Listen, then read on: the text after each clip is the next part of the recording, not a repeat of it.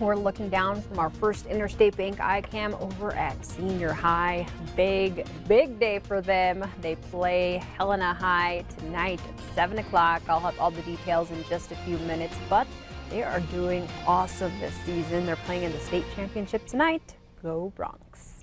Let's get our day started with some news. Members of the Senate Finance Committee ferociously debated a tax plan.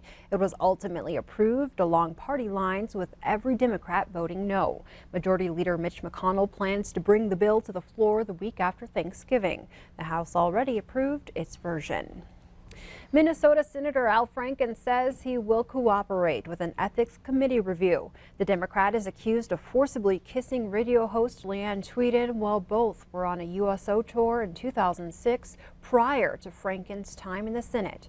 Franken was also photographed posing with his hands over Tweeden's breast as she slept. The senator issued an apology, calling his actions completely inappropriate. In local news, police are working to identify the body of a victim that was discovered on Billings West End. The body was found by two men Wednesday evening in a secluded area near 32nd Street West and Gable Road. They said the body was found headless under a carpet.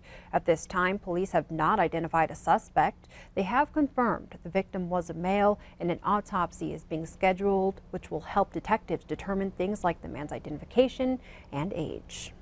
Meanwhile, in South Dakota, an investigation is underway by TransCanada after a leak from the Keystone Pipeline released 5,000 barrels of oil. The company said the pipeline was shut down when they noticed a pressure drop on Thursday morning. The 210,000 gallons of oil spilled from the pipeline in Marshall County, South Dakota, which is just south of the North Dakota state line. This spill is the largest one from the Keystone in South Dakota to date. There are no initial reports on the spill's impact on waterways or wildlife. Thursday's leak comes just days before regulators in the state of Nebraska will decide whether to grant the Keystone's final construction permit there. That decision is expected on Monday. Following up on Montana's special session, Governor Steve Bullock said while he does not like everything in the plan, it will make things a lot better. The governor says he's talking with prison owners about a contract extension bill that would free up some $15 million for the budget, but he has not made a final decision. Bullock said he's glad lawmakers agreed to take steps to mitigate potential budget cuts and backed away from suggestions that budget cuts be used to balance the entire budget. At the end of the day, walking out of a three-day legislative session, I think Montanans can have some confidence and assurance that where we ended up for the services that they expect, we're a heck of a lot better than where we walked in on Monday, and immeasurably better than where Republican leadership wanted to be just mere 4 or 5 weeks ago. Elsewhere, an investigation into Secretary Ryan Zinke's travel habits began last month after it was revealed that he had taken multiple chartered or military flights since taking office. In Thursday's memo, Deputy Inspector General Mary Kendall says the documentation of Zinke's trips are deficient and without proper management oversight and accountability. Kendall also says investigators have not been able to determine the full extent to which Zinke's wife Lola traveled with her husband. Kendall is now requesting more documents related to Zinke's travel and recommends that the Interior Department overhaul its internal travel management system. Zinke's Deputy Secretary David Bernhardt replied to the memo, blaming a dysfunctional documentation process dating back to the Obama administration. Bernhardt says the necessary paperwork will be produced, but says the secretary inherited an organizational and operational mess from the previous administration. Back here in Billings, babies at the St. Vincent Healthcare NICU will get some extra love starting next month. Thanks to a donation from Huggies, the hospital will kick off their No Baby Unhugged program, enlisting volunteers to come in and cuddle the babies, giving them beneficial human contact. While they say nothing can replace the love of mom and dad, NICU babies often have long stays, and it just isn't possible for family to be there 24 hours a day, 7 days a week.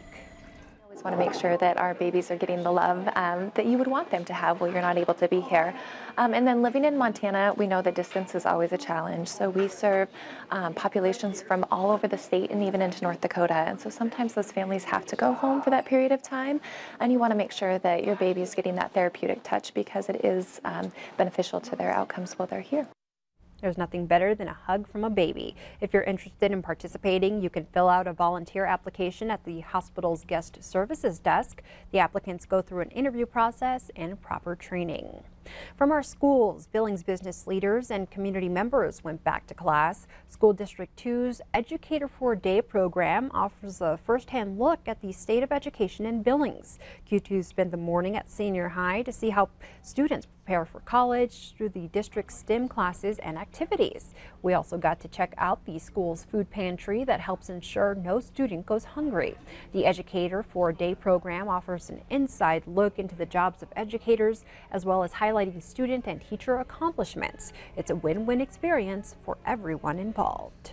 It's a wonderful opportunity for our community, businesses, and individuals to see our classrooms and our teachers and students in operation, because I know that everybody doesn't get to actually view that on a daily basis, so it's a great opportunity. But you can't help but be excited when you walk through the halls of senior high or any of those schools and see the wonderful students and interaction with the teachers and realize that, you know, this is our future.